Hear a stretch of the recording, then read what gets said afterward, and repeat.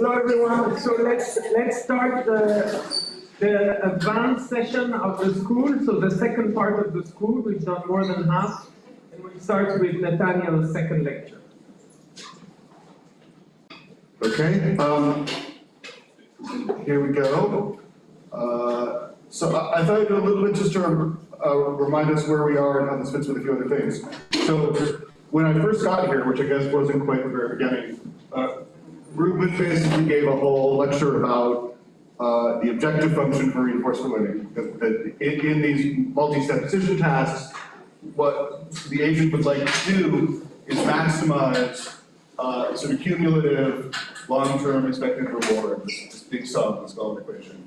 And then my first lecture, which I didn't get completely through, was sort of about how can the brain do this, and I talked about sort of two ways of doing this by trial and error. One is a sort of experiential model, free learning, and dopamine, with using dopamine and so on. And tomorrow, Now's going to get here and tell you about how that works. And the other is this more inferential or model-based learning, where you use knowledge of the structure of the task to iteratively compute the value of actions and figure out what to do. And a lot of what I showed you is just sort of behavioral and neural evidence that animals can do these things, that they can learn from experience, and that they can learn from sort of more inferentially about the structure of the task. And so in particular, I ended by showing you this rat experiment in which rats run through a sort of maze, and they get a reward here or not. And whether they got the reward here after running along one path or another, the next time they run on some path, both their choices and the sort of neural readout of value through dopamine show that they're able to, that they know about the value at the end of this path, right, the reward that they got. So they're able to learn from some reward, both along the path they took at a long distance and along other paths that reward is available. So the question is, how in the brain, so again, now is going to tell you how you learn along the path of experience, but the other question is, how do you use your knowledge of the sort of map of all the turns in the maze, which isn't shown in this icon, to sort of push information about reward all around the environment. So way down here on the next trial, I can make a choice. So how does that work? And I'm going to tell you basically two stories, which are not mutually exclusive, about ways I think that can happen in the brain, and some evidence for how they work. And so that's my plan today, is I'm going to talk about replay in campus and also something called successful representation. Okay, so that's the sort of setup. Okay, so let's again sort of back up a little bit and talk about what we're trying to do here. So remember, we're trying to learn this value function, right? Which for any state of the world, like a location in a maze, tells the agent or the animal basically how close they are to the reward, right? The expected future reward. And the reason that's useful is if you knew it, right, that makes the sequential decision problem local. So if I'm here, right, and I don't know the value function, I've got to sort of think through all the paths, let's say the reward is here, I've got to think through all the paths of the world and figure out that I can get from here to here and that's the reward, right? So that's a sort of difficult planning problem that involves a lot of search. But if I do this value function that sort of colors every location by how close it is to the reward, then and I'm here, all I have to do is to look at my neighbors and see which one is biggest, and then sort of hill climb, right? So I can turn this non-local choice problem into a local choice problem by learning the value function. And what's the value function? Sort of pushing information about reward around the maze, right? So that's notionally what we have to do, and that's expressed in these equations that we've been looking at before. And again, as I said, there's two ways to do that. One is experientially. So if I run from here to here and I get reward, as Nal will tell us, we can sort of tag all these states of reward along the path I took. And again, Nal is going to tell us a whole sort of story about how a circuit involving dopamine neurons and striatal neurons, their targets in the striatum, the nucleus accumbens, information about things like location comes into these accumbens neurons, they produce a value prediction.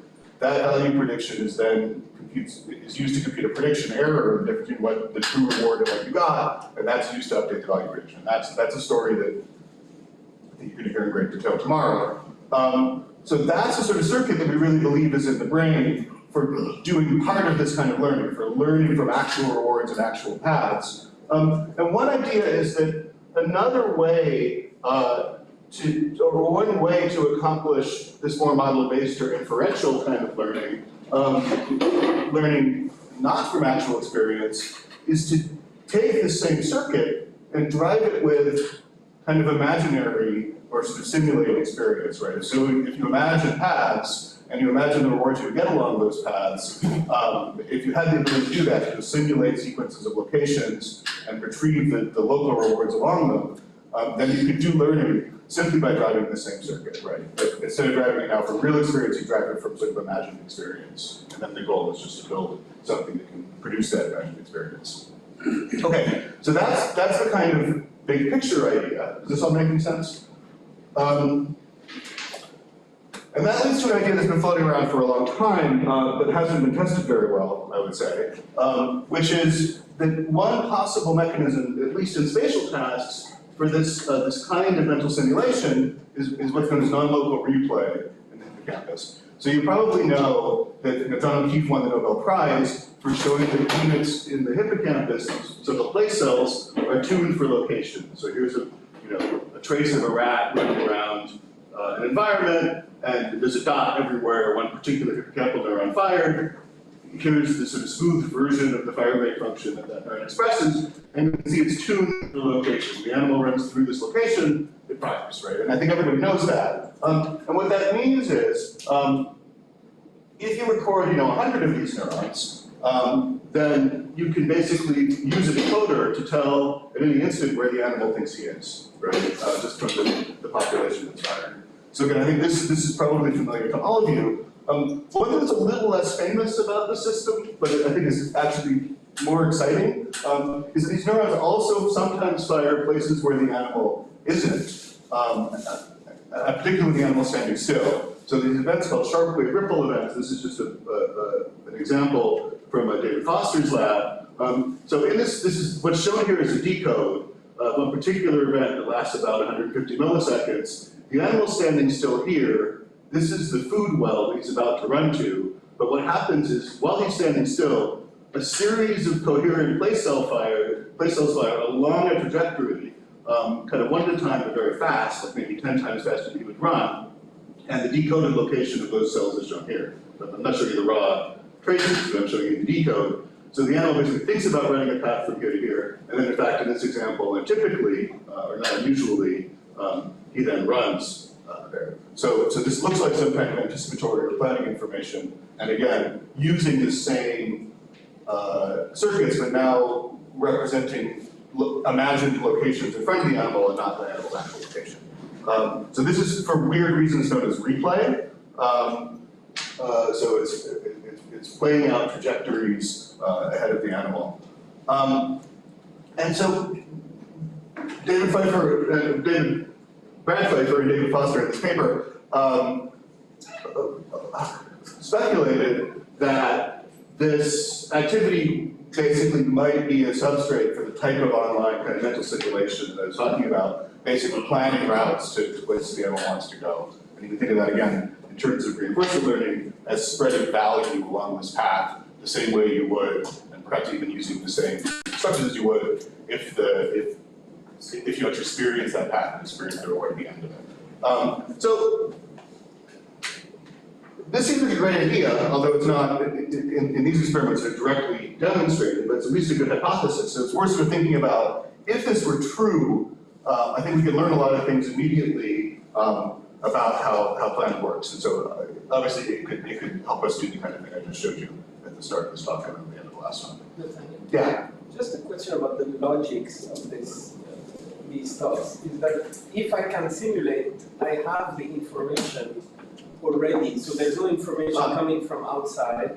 So why is the simulation the right way to extract this information. Yeah, so I think that the idea is the same thing as, you know, I know the rules of chess, but unless I think 20 steps ahead, I don't know whether a move is good or not, right? So in this map, right, I know locally, one step at a time,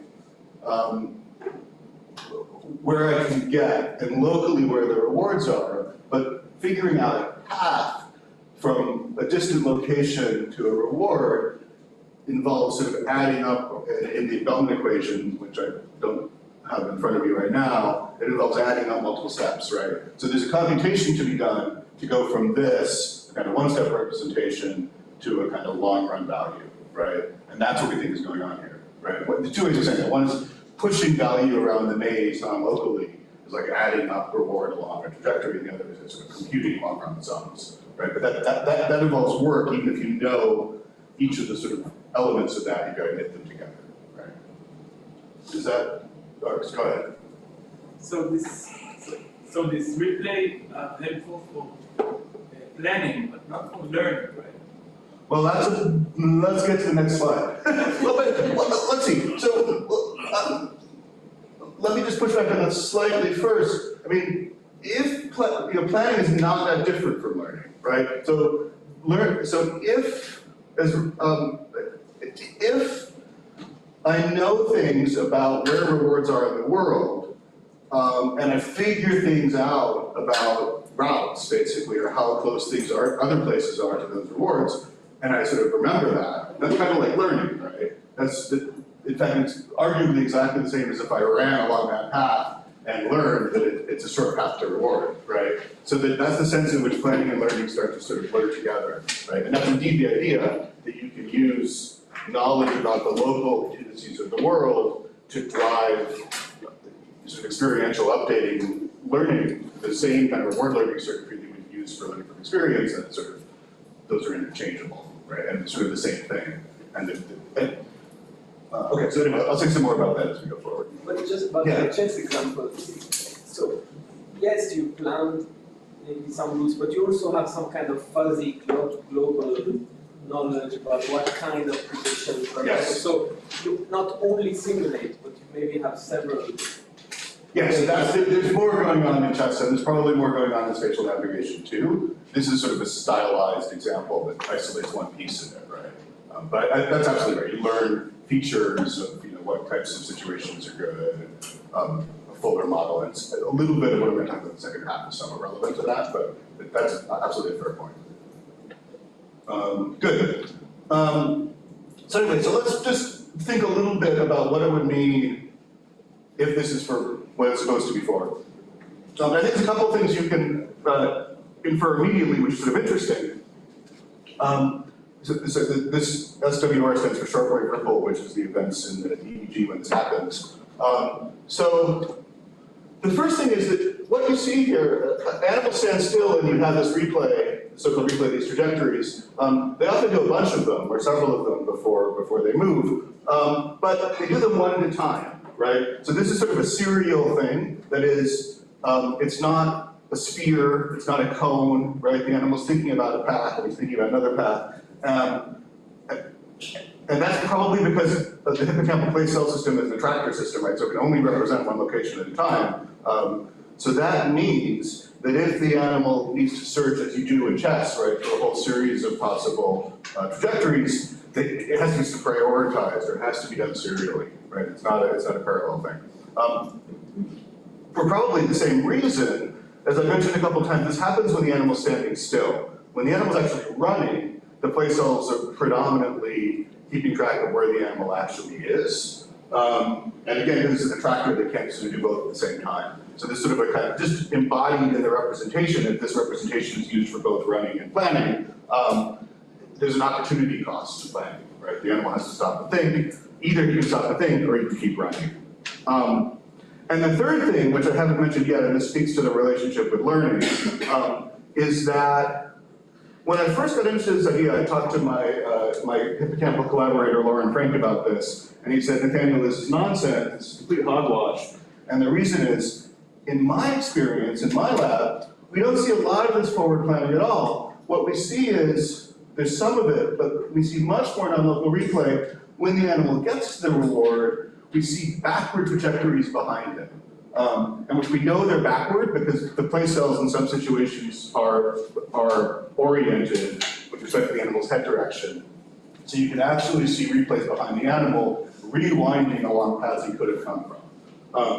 And he said, Nathaniel, so this isn't planning, it's backwards, that's not planning, that's nonsense. But I think actually, if you think about the learning problem, which is really about spreading value over space, you can do it either way, right? The real point is I need to connect, figure out how far this location is from reward. One way to do that is to start at this location and think ahead, right? Like, I'm here, we're gonna go get lunch. Another way is, I get here, I find that there's lunch here, and I think, where am I gonna be tomorrow at lunchtime? And I think backwards to that, and I learn to connect that location to lunch, right? So actually, more generally, planning in the sense of learning the value function can be done through forward replay or backward replay, and the suggestion is that those are both kind of the same thing, right? Are both accomplishing the same thing by different patterns in that direction. Yes? The backward, sorry.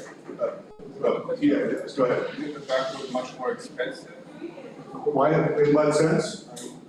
You're thinking forward, one point, you want to reach one other point. The backward sense, the final point, I'm thinking about all the possible points.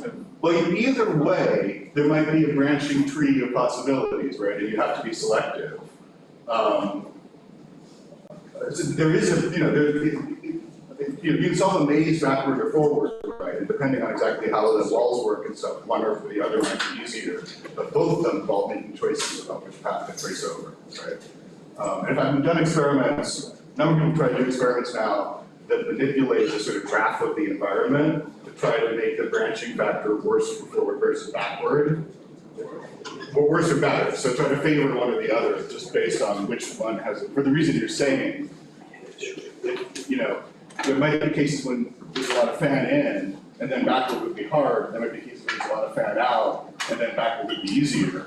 And then we try to do that experiment. We have some results on that, but that's exactly the kind of reasoning. Sorry. The backward replay is it predominantly path that the animal has followed, or new paths that? It's both. Okay. So it's not just rewinding where the animal came from, although it's partly that. And in this experiment, right, that's useful, right? Rewinding where the animal came from and also where he could have came from. Both are things that could be happening, and things that we see happening in this experiment. I have another question. Yeah, go ahead. Do the planning actually, in this proposal, do the planning require the animal have been visited every single spot in the maze? So if there is like a hole which is unfamiliar for the animal, but he kind of knows the structural representation of the whole maze, will he still be able to use this planning rule, or they will require some other sorts of communication? Yeah, I think it's a good, so this is a little bit related to the question like chess about how you learn about the features of the environment. I mean, another question is in more general domains, how do you extrapolate a mental model of things you've never, how far can you go in simulating? So, in this domain, it's pretty simple. So one thing that's known about these playstyle replays is you can have trajectories that the animal has never actually run as a single thing, but say take two trajectories he has run and put them together, and it can do that. So like if he runs this way and this way, it can do that. So again, this is a slightly stylized and simplified situation, but you can imagine certainly augmenting this kind of thing with more elaborate inference about, So I think somebody else will. Yeah. So I want to ask, is an environmental plan, so there is essentially input that requires a certain update to the text, but in the replay, so what actually is input for the circuit? Well, we don't really, I think we don't, one of the questions, we don't really know. So I think the hippocampal recurrence, maintain the attractor state probably, and also probably learn some of the local relationships. So I think probably part of what's going on is that it's intrinsic to the hippocampus that it's able to sort of locally move the attractor along paths that are predictive in the world. And I think that's really some occurrence in the hippocampus. But the larger control of when do these things get triggered and which places do they tend to represent and stuff, there's clearly control in that. It's not random, as we'll talk about. But I don't think we really know anything about what it does. The other thing is, these, I should have said, these events do seem to elicit activity in other areas downstream of them. So, as I mentioned, they seem to drive basically ganglia and dopamine striatum circuitry that would be involved in real world learning too. That's not super well shown, but I think that's true. Yeah. Maybe you are going to show that it's going to be suppressed. So why, we want to know if they are important. Oh, so yeah, so there are experiments. So why has this idea been tested carefully? You would suppress it. Yeah, they have been suppressed. It's the tasks, right? So historically, the people who studied place cells weren't interested in spatial planning or word learning and reinforcement learning. They were doing other tasks. There's mostly a sort of perceptual field. There's a interest in where place cells came from. How do they get this interesting tuning? What are all the things that drive them? It was sort of a Hugel and Wiesel kind of world. And they used open fields because they wanted very even sampling. So there just wasn't a lot of interesting navigation going on. Weirdly, they weren't interested in it as a function system. That's not 100% true, but it's generally true. And so the people, actually Lauren Franco, I mentioned, did the suppression experiments, but he did them in a task that had nothing to do with this. And it does have an effect, but it's sort of hard to understand what it is. So now we're working with Lauren and these kinds of tasks to do the suppression experiments again, but we're just starting them, so I don't have results to show you. Yes? Going on the next slide, there's Yeah. some, I guess, like, it seems like observed general rules of Yeah. what happens with space planning. But do you think planning more complex things, like planning a project or still follows these sorts of serialized rules? I think it's a great question. Probably not completely. I mean, I think there's probably multiple things going on. So I think, for humans, some planning is, talking to yourself in your head with the articulatory loop, and that's probably different from this in some ways. There's been an ongoing discussion how general the hippocampal system and the entorhinal system are with respect to variables other than place, to what extent they contribute to things. And I think the human cognitive literature is a much more general memory system and might be involved in many more things. But again, what's nice about, I think, this example is it's at least a very concrete example where we can try to make progress on how this works in one instance, and maybe, once we understand that, I think it would be great to sort of push out to other instances as well, like many of you were mentioning. Good. So are we good? So that's the idea. And the point of all these things, I think, is when we can learn just from thinking hard about the hypothesis, and what little we know about the data, is a really key question then is going to be selection, right, or prioritization. Right? The animal can't think about everything at once. So he's going to face the question, what to think about, and when, and indeed whether to think or whether just to run to the food, right? And so, what I'm going to present now is a theoretical model, or I'm going to give you a sketch of a theoretical model, a computational model, which attempts to address this selection question as sort of a toy, so again, an even more simplified situation. And the goal is to take this idea of selection seriously and try to write down why would it be that the hippocampal trajectories, look forward in some circumstances and backwards in other circumstances, if they're all trying to do the same thing, which is a sort of planning kind of credit assignment learning function. Can we kind of explain why sometimes you see some things and sometimes you see the other? So that's the goal of this work. Okay, so here's the model. So this is from Marcelo Matar, who used to be my postdoc, and is now at NYU. So what we're going to do is take the basic operation, also of temporal difference learning, which is called the Bellman backup, and again, I think we've heard little tiny bits of this here and there, and now we'll really hit it hard tomorrow. And that says, I take some location in the maze, I look at the adjacent location, like if I move from one to the other, I might get some reward and I have the value of the next location. And what I do is I move value from the start state to the adjacent state, or from the adjacent state to the start state, and also taking into account any rewards I got.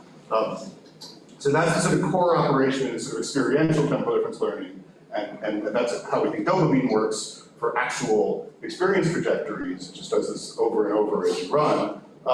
And the idea is, let's just imagine applying the same thing over, again, sort of simulated experiences, but then let's ask, which experiences should we simulate at any step? And the proposal is, this type of planning is valuable in units of cheese, right? In the same units of rewards we're trying to maximize. And the reason that is there are at least situations in which if I think hard and figure out a better path, I can make a better choice, and then I can earn more reward, right? So in principle, if not in practice, these types of operations, of sort of planning, actually carry utility, right? Of the same sort as taking steps in the world. So I can, in principle,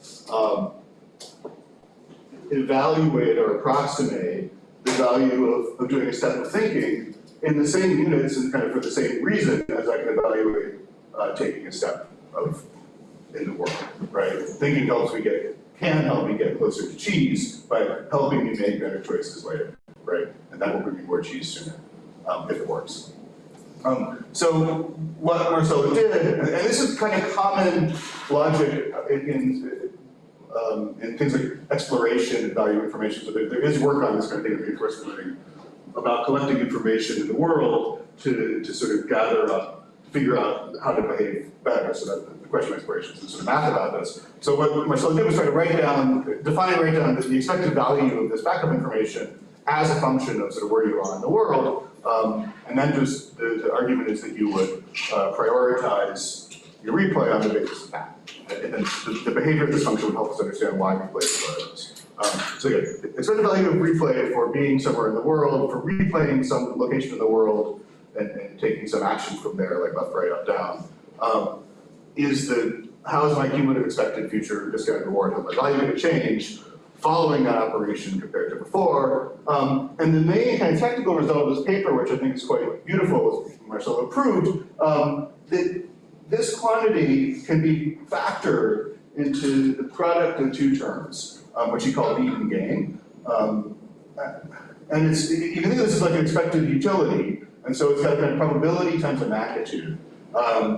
The probability part says, if I think about some location, that can help me make choices if I reach that location, right? So it's only going to earn me anything to the extent that I'm going to visit that location soon, right? So the need part has to do with my future, my likelihood of visiting S soon, how imminent that is. If I don't ever visit S, then thinking about what to do there doesn't earn me anything, right? So that's the kind of probability part. And gain is if I do get there, how much more value am I going to earn? Yeah. So then the idea is you have the product of these two things over space, and the idea is that you should sort of prioritize retrieval according to this, and it would involve a balance between these two terms, need and gain. And the behavior is suggestively, as we'll see in a second. One question? Yeah.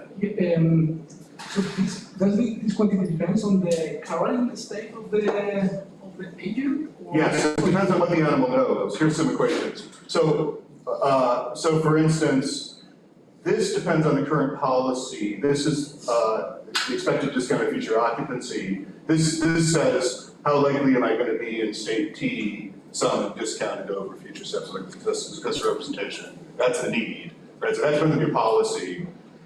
The value change depends on the old and new value functions. So the different ways to compute or approximate this gain, right? We just, for the purpose of, because we're just trying to figure out which locations would be useful to update, we just actually compute this by running the update and comparing before versus after. That would be cheating if you were in the animal's head. You would have to do the action, you have to do the thinking to decide what you're thinking, and that's clearly crazy. But for figuring out how it behaves, that's useful. There's approximations to this in terms of what you know about the q-values and how uncertain you are and so on that you can compute. But just the basic terminology of the equation, the expected value of a backup. So this is how good is to do a backup in a particular hypothetical state and hypothetical future action. Yeah.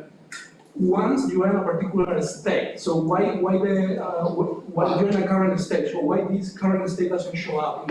So the current state, or it's implicit somewhere. It's implicit somewhere, Okay. probably. So this is Okay. this S here, right? So this S, it's a little confusing. And this is yeah.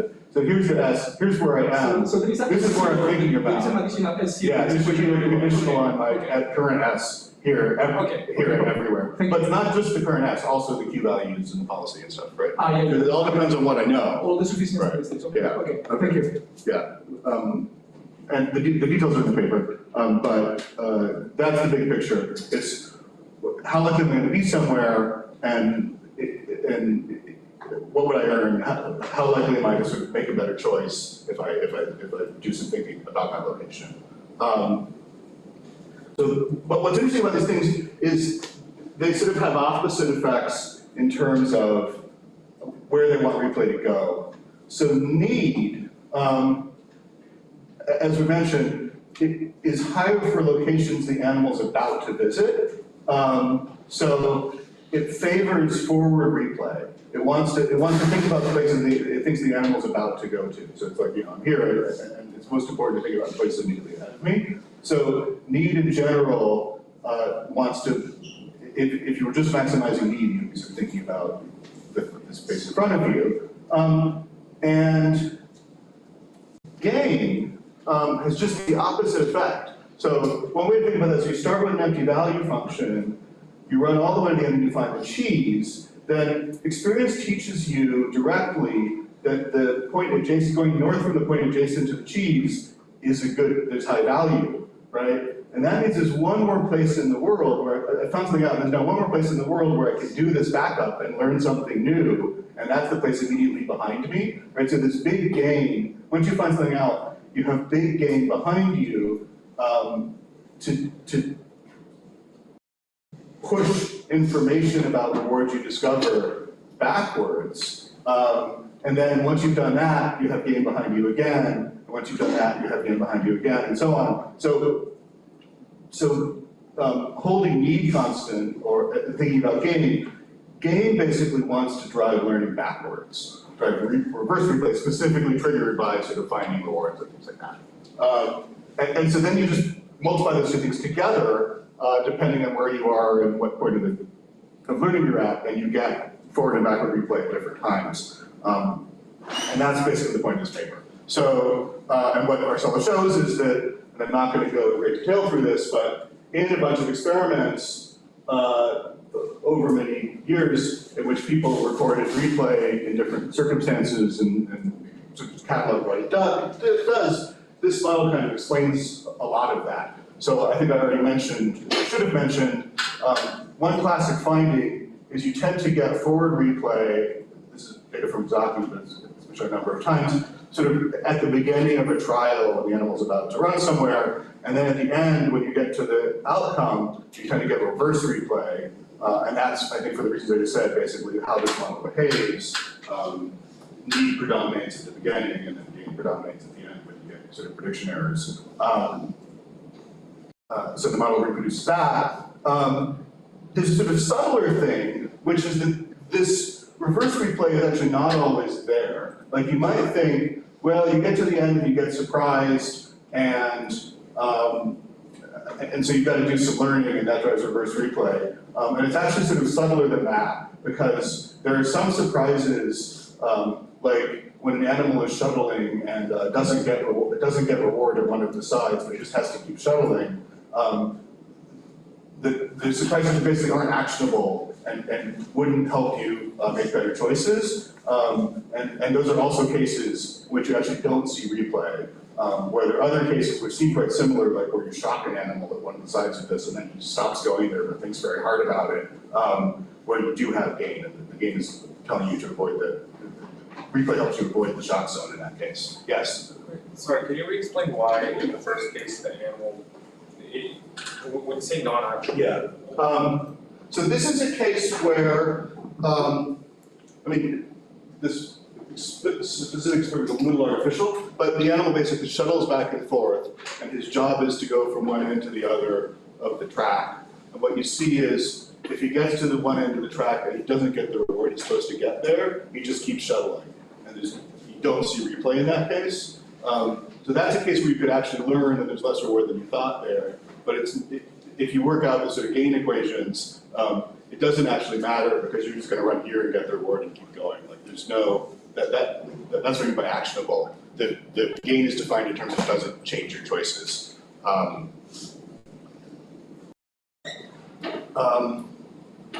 Let me give you one more example, and the paper goes into what details. Yeah. Sorry. Hi, this is actually one of my favorite papers. Yeah, I like the formation of mean time gain, but when I think again about it, I was wondering that what's the motivation for it? So I realized it's kind of so normative in the sense that here's no problem, no trade-off between like exploration versus exploitation. So you are not trying to update the kind of grid that give you like most changes in a way that if I want to update something, then I probably want to that the value I update after this, the difference from the period of value, it's the maximum. But I don't see from this question. Yes, so I think the answer is, it's a little bit implicit in the gain equation. I think the answer is, I mean, there's a lot of derivation and assumptions here and so on, so I'm trying to think. The answer is, if what you really care about is obtained reward at the end of the day, then simply changes in the value function themselves can matter more or less, but what really matters is how the value, as these highs here, is how the changes in the value change your choices, right? So if I learn that something I want to do is better, but I want to do it anyway, it doesn't change my choice, it actually doesn't carry any gain, even though that might be a big change in the value function. If I learn that something I didn't want to do anyway is worse than I thought, there's no point in devoting time to thinking about that because I would have done it anyway. And so that's why it sort of wandered through the policy. And that's actually, although I didn't say it very well, the point of this example as well. Gain is not just about, on our theory, surprise or change in magnitude of the value function. It's change in magnitude of the value function kind of in places that matter and in ways that actually, so finding out that actually you wouldn't have taken is better than you thought, or finding out that actually that you would have taken is worse than you thought, that's useful because it changes your choice and helps you make a better choice, right? But other types of changes in value don't. And that's the idea. I think that's maybe part of an answer to your question. I see. So what you just said is the ultimate goal is not to learn the most accurate value function, but to achieve has highest chance to achieve the highest reward. Exactly, yeah, and those two things are maybe not exactly the same, right? And that's the sort of beautiful math of exploration and information seeking, you know, and so on. It all has that property. And again, I didn't show all of it today, but that's a good point. Yes, take that. So, I'm wondering, if you see the hippocampus place neurons replay, I mean the forward replay that takes, that starts from the current position to the goal, does that already mean that the brain knows how to go? Yeah. I was wondering, so if you look at that equation, the calculation on need should cover all branches of all future path, right? It's not just the single path that takes you from the start to the goal position. Is that right? Yeah, so let's see, a few things to say about that. Let's see. So one is, I think this is, part of this is a similar question to Robert's before. If you already know or can piece together the connection from here to there, what's left to do? And part of the answer is, it's one thing to say I can get from here to there, but the question is, what would I get if I do that, right? So learning, so on this view, what the replay is teaching you is the value of that trajectory over many steps, right? So you might not know that, even if you know that that trajectory is a possibility, right? So it's in the same way that a chess computer thinks about lots of different paths to the game and then decides which ones are good. It's not obvious just because you know you can take the path, what its endpoint value is going to be. So that's the first part of your question, but then I think the second part is whether the need, maybe this picture is the most helpful. Need is defining expectation over all possible paths, and so indeed, it's not just a single path. It's as you see here, for instance, if the animal's future movements are pretty unpredicted, they could be anywhere nearby, the need actually spreads out everywhere. It still turns out to be the case that when you prioritize replay according to the product of need times gain, you often get coherent trajectories forward or backward serially. You know, this one and then this one, things like that. So it's not the case that need is only along a path. It's just that if you then optimize need times gain serially over the world, you end up with paths. Yeah, just a question is that this separation in these two terms, this is true, is it true in general? Is it So in general, for imagine that you had some position on the maze with the reward, but on different points you would get some packets of information about where the reward is. So you see what I mean? So let's say you would sample some noisy kind of. So then it wouldn't be separated like this, or it still would. I'm trying to understand.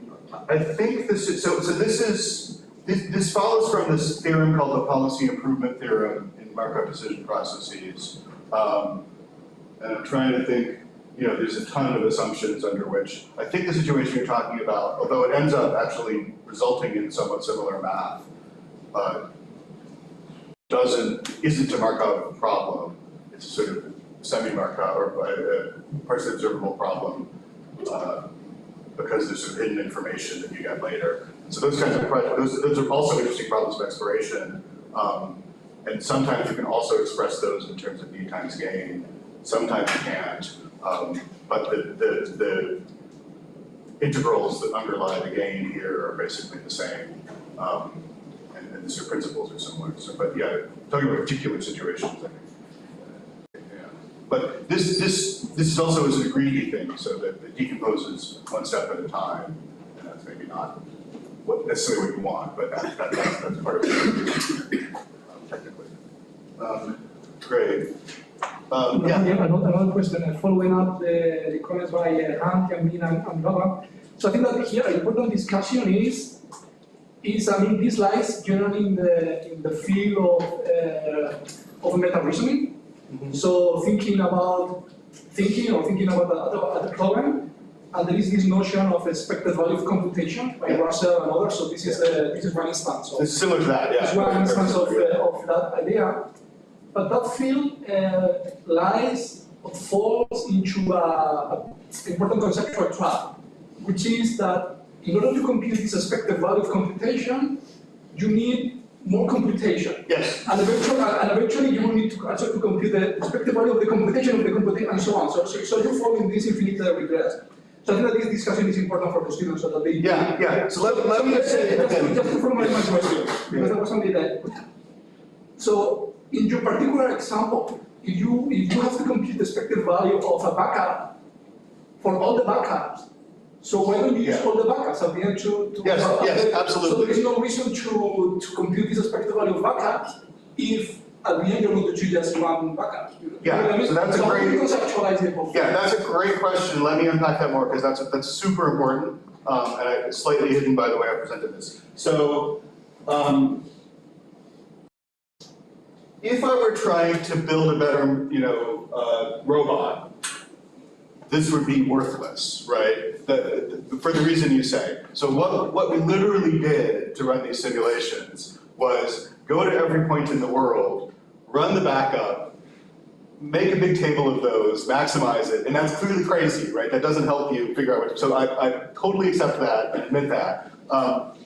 The reason I think that's a useful exercise here is that I'm not trying to build a sort of process level model of how the rat brain does this. I'm trying to ask, does the rat brain do something that would be reasonable if this is what we're trying to do? And then there's a separate question of how would you build a more realistic kind of process level model that can approximate the behavior of this thing without doing all that computation. And I think that exists also, so that's a sort of longer story, but in reinforcement learning, for instance, there's an old algorithm called prioritized sweeping by Andrew Moore, which you might have heard of. And so basically prioritized sweeping can be thought of as computing a sort of cheap approximation to gain, which is basically the Bellman residual at every time you get to a state.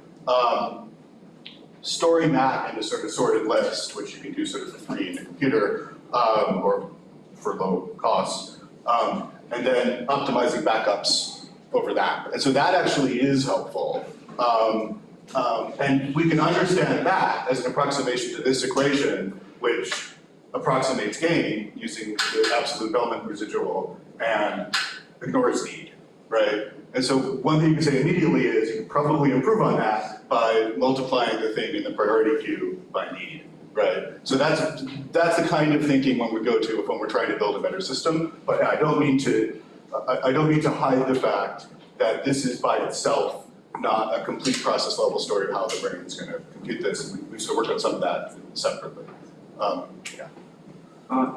Also just a question on how to use the backup, because the process that you're using, the animal goes through, or this test agent goes through a trial and then it takes a couple backups from the queue, or how do you know how many backups you even use over and over? So that's a good question. So I think the answer is, or one answer to that is because this gives you an answer that's in units of cheese, right? Okay, keeping in mind, I've just admitted I don't have a process level way of computing this. If I did, this would give me an answer that's comparable to any physical action, right? So I can look, what's the value of going left in terms of getting me closer to reward? What's the value of thinking in terms of getting me closer to reward? And so the one puts a threshold on the other. And so it sort of automatically controls how much more should I think and how much more should I act, just by comparing the value of physical action to mental action in the same units. And we have another paper, which I didn't put on here, that talks about that.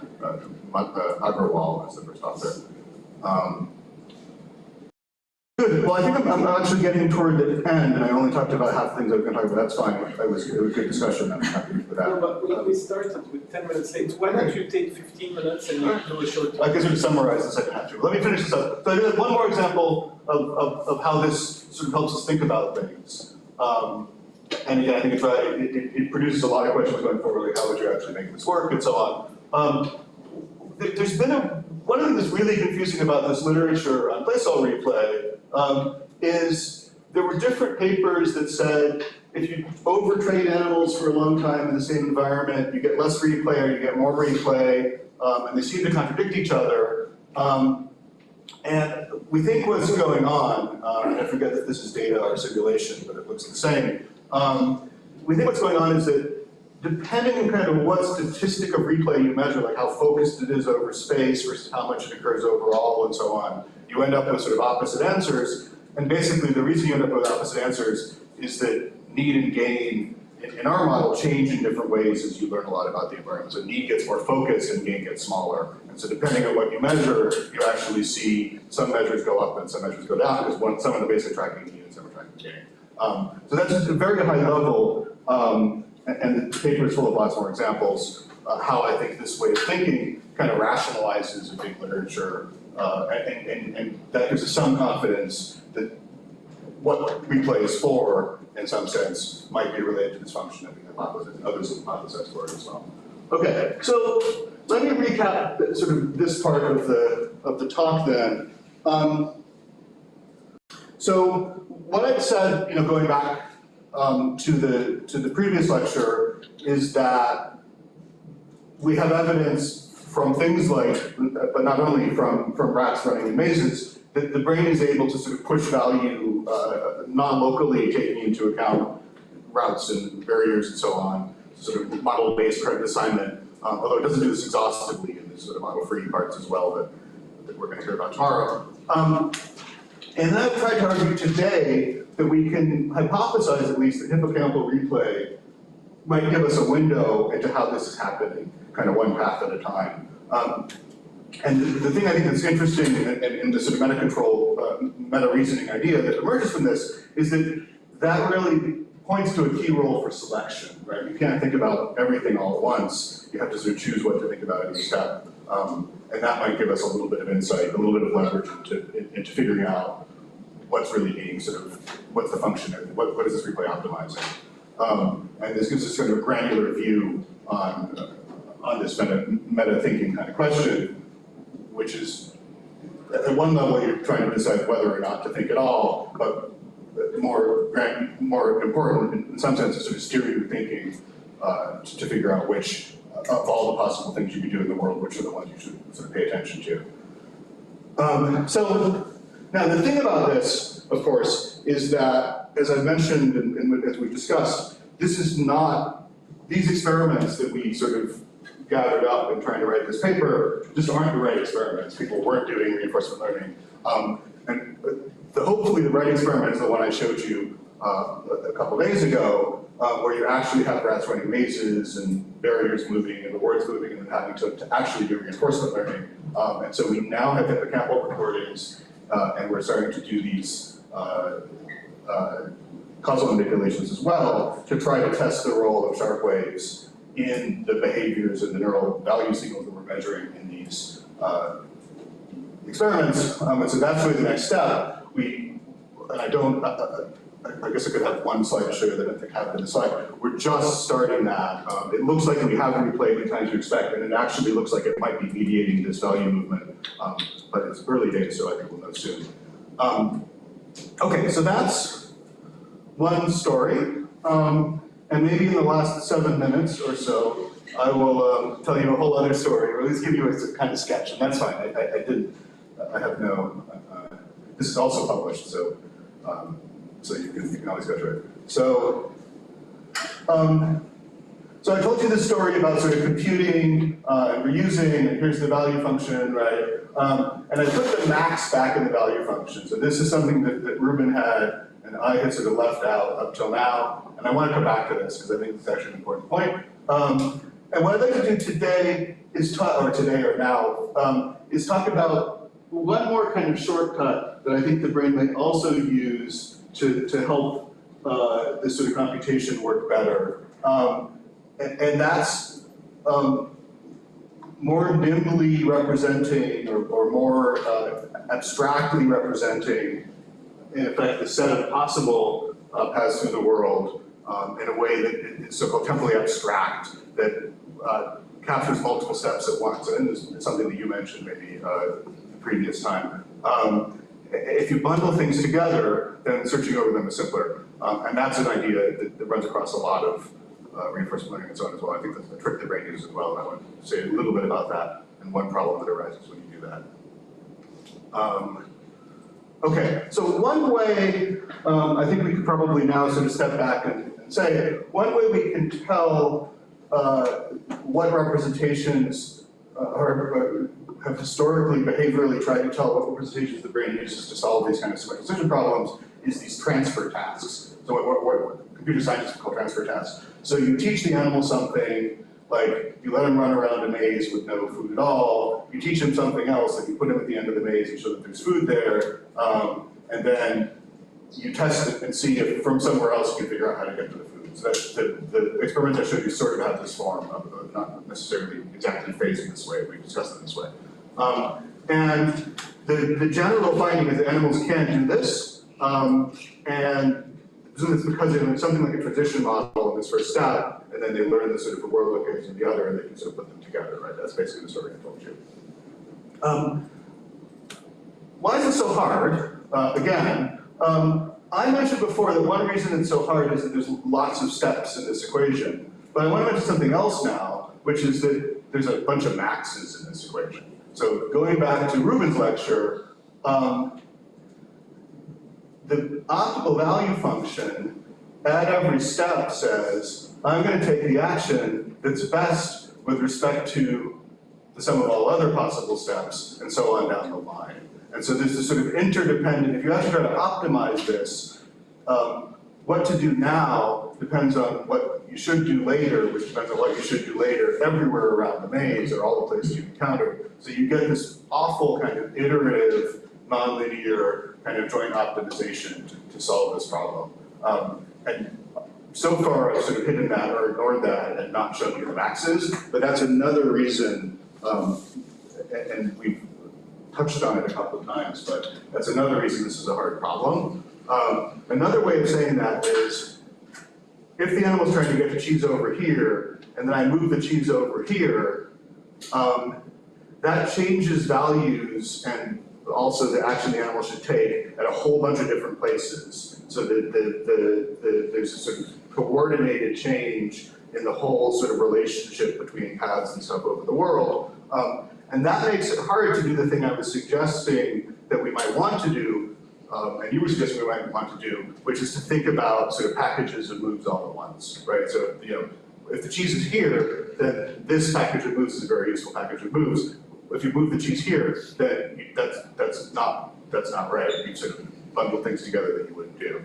And so this comes up many different ways in reinforcement learning. You'd like to make longer run predictions to sort of smooth over some of these long multiple step computations, but the existence of this max, which is sort of unstable under changes in where the rewards are and other things, makes that hard to do, right? Makes them less reusable.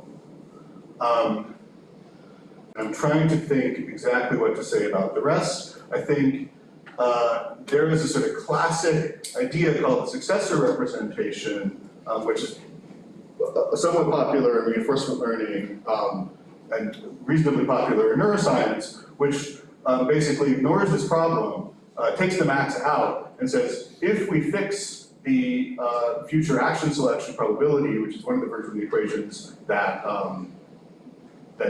that Ruben showed you, then we can learn the long run. So for any particular state in the world, we can learn over multiple steps where I'm going to end up next and next after that and so on without any maxes in it. And that makes, if I move the rewards around, I can recompute this just by multiplying a vector of rewards times a matrix of future locations, which is like one layer of a neural network without any iterative maxes because we've taken them out. If I assume what I'm going to do in the future, then I've taken away the sort of need to sort of search iteratively, and maybe you can get away with that, right?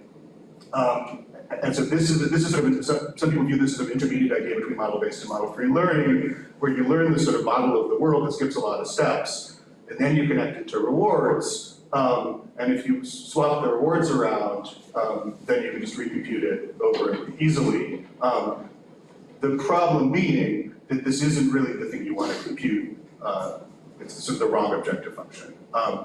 And I am just going to very briefly say and then wrap up, because it's the wrong objective function, it predicts that it will make certain people, or animals if they use it, will make certain errors. So for instance, this is a task in which people sort of navigate their way through an abstract graph of states, and if in the first step you teach them that if they go left, they should go right, because from state 2 here, this is the better state, but if they go right, they should go right to state 3 to get 30.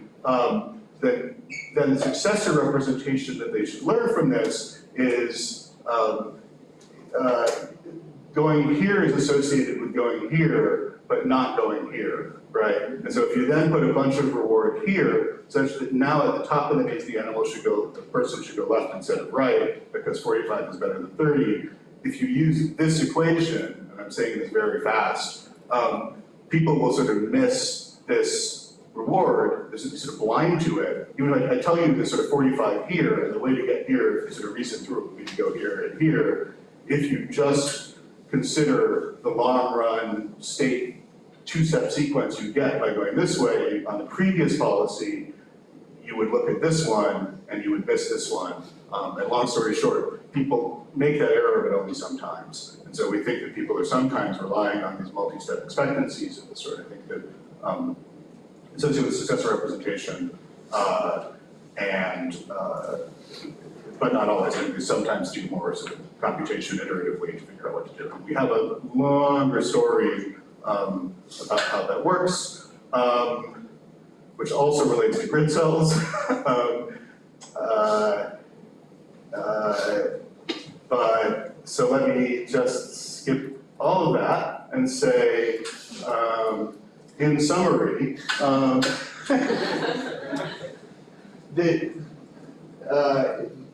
we do think people do this, and animals do this kind of reasoning about multi-step future states. We have a variation, as it turns out, of the successor representation that has a nonlinearity in it, but still has this basic kind of matrix times vector form, which is less sensitive to the policy assumption, and it's actually based on exactly the same thing as Rubin's soft RL. So it's got this KL term in it, and that KL term helps it cope in a soft way with long-run policy assumptions and make use of them without being absolutely beholden to them. And so that gives a nice balance between sort of flexibility and sort of simplicity in planning. And so we think this is also a piece of the puzzle.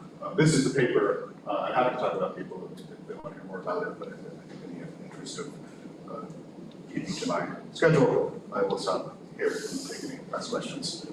Thanks.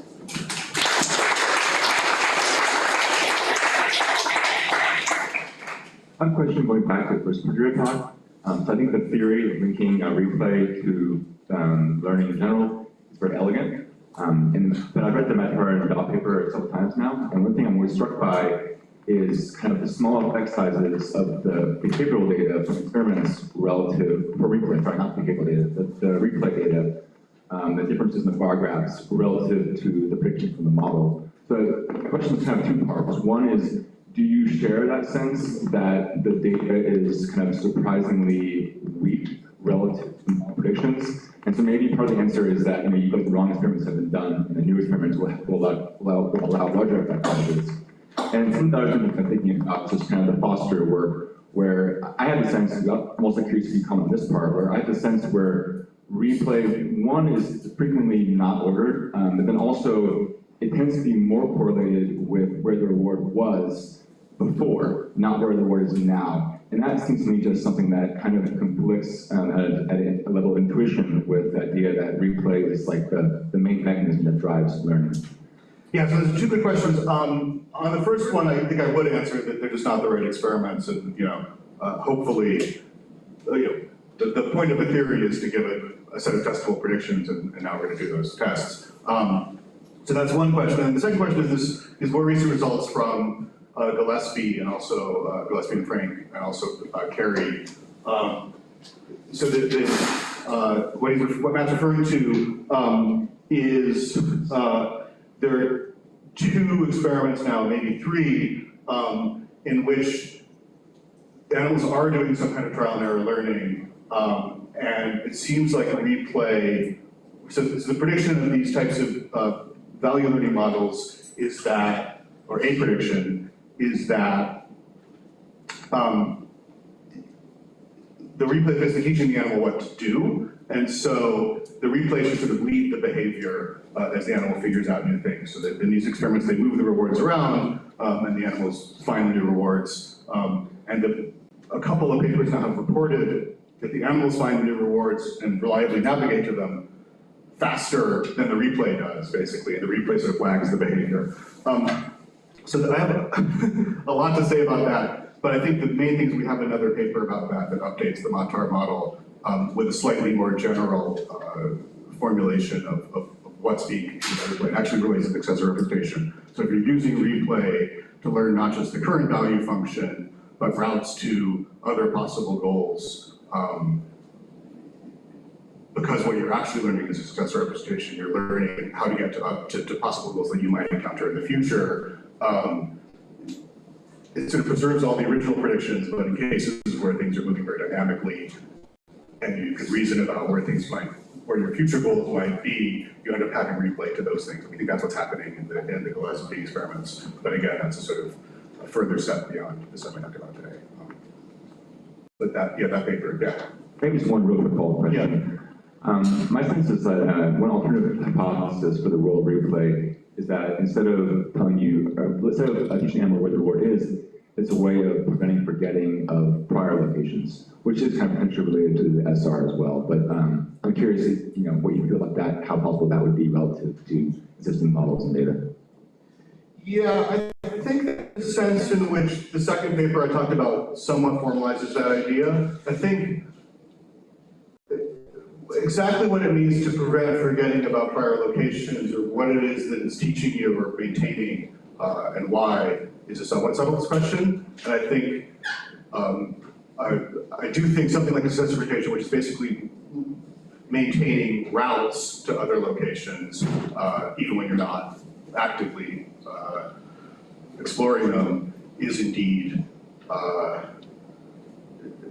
the kind of thing we have in mind, and that falls out of these EDP equations once you add the possibility that those locations are going to be goals in the future. And so that's basically what we're doing. And so I think that's a sense in which the English sentence replay is about preventing forgetting of one of the things that replay can do, I think, is maintain and update routes to locations you're not sort of actively exploring.